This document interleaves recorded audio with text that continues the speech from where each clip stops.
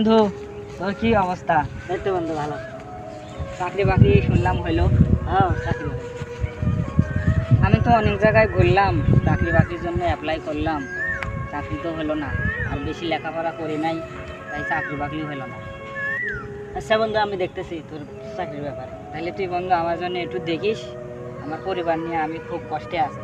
আচ্ছা বন্ধু, আমার বসকে কোনো ব্যাপারটা দেখতেছি। আমার এবার ঈদের মার্কেটও করতে পারি না,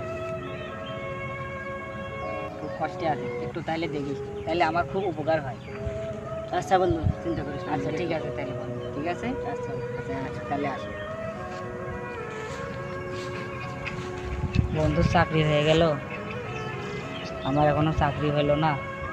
আজকে যদি লেখাপড়া শিখলাম নি, তাইলে অনেক দূরে চলে গেলাম নি। লেখাপড়ার এই যুগে কি দাম এখন বুঝতেছি। বাপ মায়ের কথা যে শুনি নাই, এখন হারে হারে টের পাচ্ছি। দর্শক, এই ভিডিওতে আপনাদেরকে বোঝানো হয়েছে যে বাবা মায়ের অবাধ্য হবেন না, বাবা মায়ের কথা শুনবেন।